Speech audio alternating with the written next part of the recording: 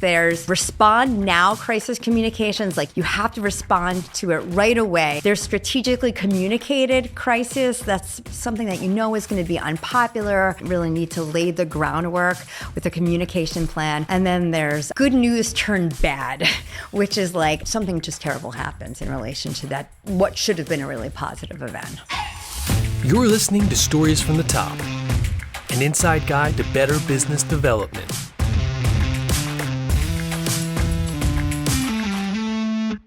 So we're back with Leza Raffel one more time. Leza, can you real quick give us the intro to Comm Solutions? Sure. I'm the president and founder of the Communication Solutions Group. We are a full-service public relations and marketing firm located in Jenkintown, Pennsylvania. Excellent. You guys do a lot of crisis communication. We do, yes. And that's our topic for today's episode. Can you just give us a quick definition of crisis communication to start? Yeah, sure. It's something, it's funny because I do a workshop and I say there's three different types. There's respond now crisis communications, like you never saw it coming. It just like hits you in the head with a brick. You have to respond to it right away or it's going to be catastrophic if you don't. There's strategically communicated crisis. That's something that you know is going to be unpopular. There's going to be a lot of people complaining about it. They're going to be confused about it. You really need to lay the groundwork with a communication plan. And then there's good news turned bad, which is like a special event and something terrible happens to like your keynote speaker on the way there. They're in an accident or something just terrible happens in relation to that, what should have been a really positive event. So in that quick example, that would be if something, whatever, you had a heart attack on the way there or something like that. Yeah. Is that, we need to tell the audience he's not coming. Yeah, like, exactly. Okay, so something like that immediate. Many years ago, Morgan Spurlock, who actually now he can't sue me because he's gone, but Morgan Spurlock was the keynote. He was a speaker. One of my school districts had him. He was going to be the big fundraiser for the Education Foundation.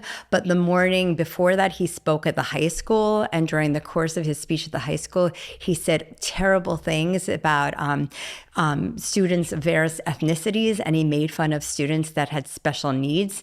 And so they made the decision that there was no way they were going to have this guy on as the keynote that night. And so they canned him.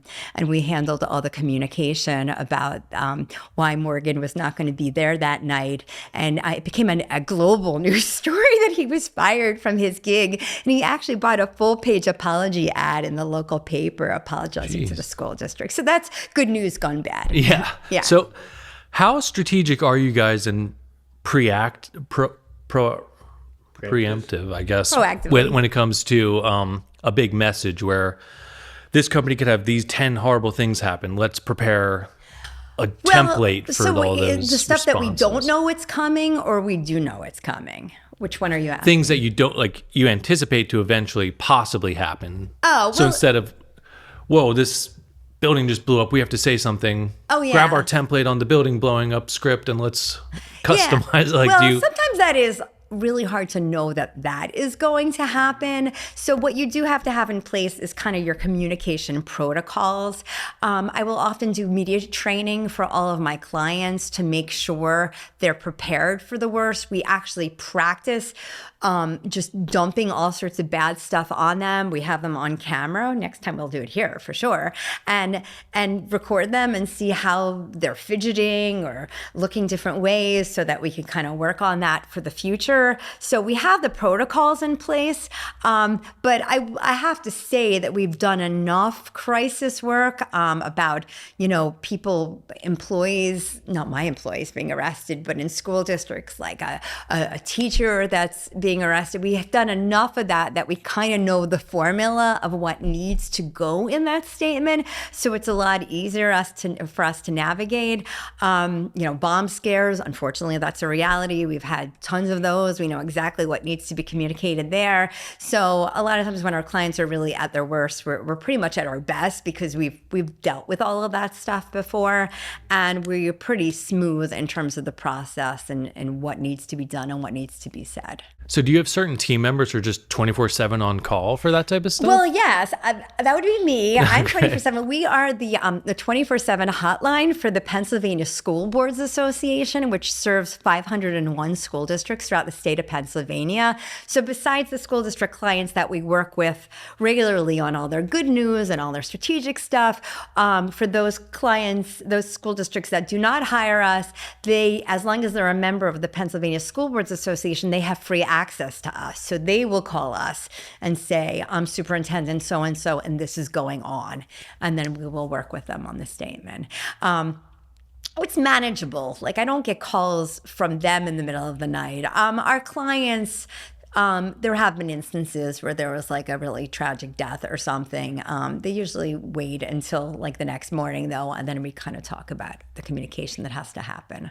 So what are some of the most important things when you're responding to something to communicate to the public? Well, so it's really important that they know that there has to be a certain level of empathy, and that you're aware of the situation, even if the situation is under investigation. You're aware of it, you care about it, and that you're putting resources in place to help people, whether that's a crisis team, a guidance counselor, therapists, moving people to a remote location because something's wrong with the physical location, it's on fire. You need to let people know, you have to acknowledge like the range of emotions they're feeling and talk about the resources that are available.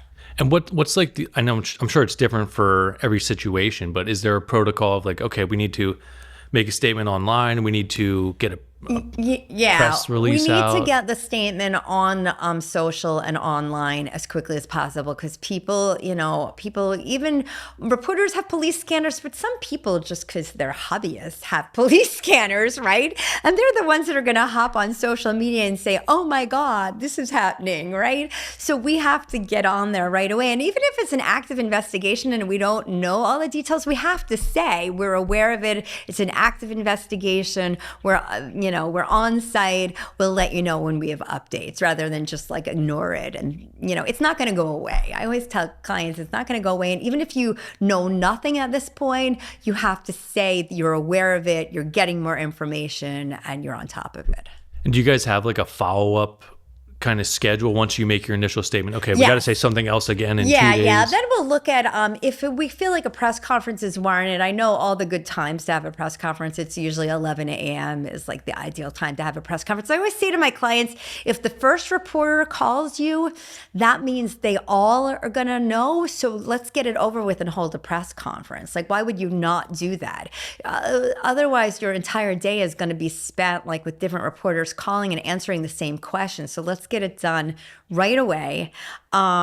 You actually have way more control than you think of if you do it that way. You can set up, now you have the time, you set up the time, you set up the location, you can read a prepared statement if your lawyer approved it. There's one scenario that we went with, the issue, it involved a school, and it was very, very controversial, but there was police activity involved with it.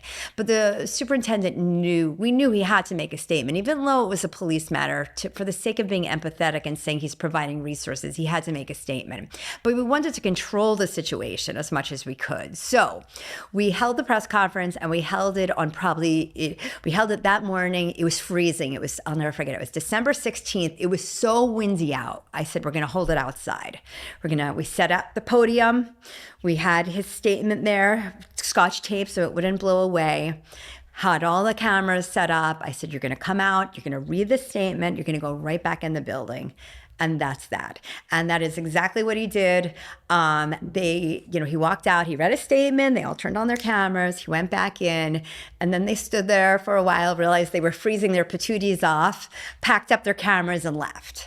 That was exactly how it was supposed to go, right? They got his statement. They didn't catch him off guard, and it was done. And our job was done for the day. So that's really the ideal way to handle it. And what's the procedure to get news attention for something like that? Oh, well, I've been working with them so long, they kind of know me. So I call the assignment desk. I just let them know, they know my name. So I let them know, I let them know who I'm calling on behalf of, and we're going to hold a press conference about this. If it's something that we just, not everything warrants a press conference. Sometimes it's just a statement, right? And then we'll just send them the statement. Even if they haven't called, but this media outlet called, I know they're all gonna know, so let's just get them all the statement to make sure there's continuity in terms of what everyone's saying.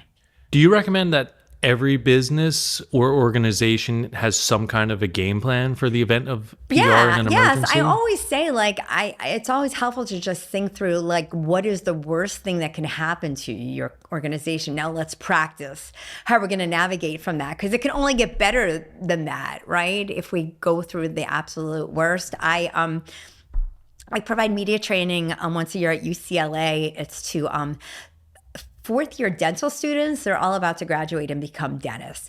And they think they're going to sit down with me I start out with some softball questions, like, what do you tell parents of a baby about preparing, or a young child about preparing for their dentist appointment? And that's easy for them. But then if I get them so what do you say to the fact that data points to the fact that dentists have the highest suicide rate? Well, they weren't really expecting that question, right? And they get very flustered. So, prepare for the worst. I always say prepare for the worst and practice what you're going to say. Yeah. What are some easy steps someone could take to just do a quick prep in general for their business to have some kind of practice in front of the mirror, practice in front of, it's easy enough to just do it with an iPhone and play it back for yourself. Have someone in your family hold it up and sit down with someone else, have them ask you difficult questions. I always talk about what to wear. You don't want it to be distracting. You don't want it to be bold stripes.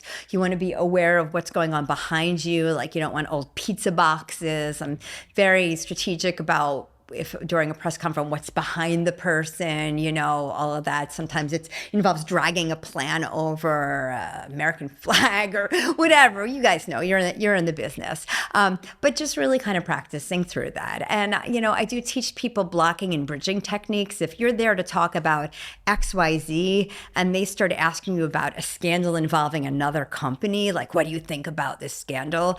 How do you get them back? Well, I can't really speak to that, but what I can tell you is we're really committed to blah, blah, blah. How do you get them back on track? And on the flip side, you have to get your good news out too. I think, I always tell people, we do good news too. Sometimes they only think of us communication solutions. Oh no, we don't need you. Thank goodness we've been good this year. I'm well, wait, what about good stuff? What about that new building? What about your awesome test scores? What about all the college scholarships your seniors are getting, Yeah, that's something we've it was really helpful for us when we started in business. And I always see when people get out to networking events and just get some practice public speaking and get used to that, it seems to be really just a helpful life skill to have. Oh, for sure. Everywhere. Yeah, it definitely is. And, I think that we have a generation right now of people that are just leaving college that just aren't really good making eye contact. And I've had interviewed people for jobs before where I'm where are they looking? I keep trying to, they're not looking at me. What are they looking at? So it's kind of, it's a whole new thing. Well, thanks again, Leza, for coming on. Thank Is you. there any announcements or anything you want to talk about Communication Solutions Group? Well, we always provide a complimentary consult, always, whether it's a startup business, a nonprofit, someone that has, thinks they have a great plan going, but they would love to get some additional feedback. So, I'm sure I could provide our contact information, or it will appear after you guys edit this, but we always are available for that. Excellent. Well, thank you once again. Thanks, guys. Thank you. Stories from the Top is your guide to successful business development. Subscribe wherever you get your podcasts or find Edge of Cinema on YouTube. Stories from the Top is an Edge of Cinema production, hosted by Matthew Skura and Jeremy Schmidt. To learn more or get in touch, visit edgeofcinema.com/podcast.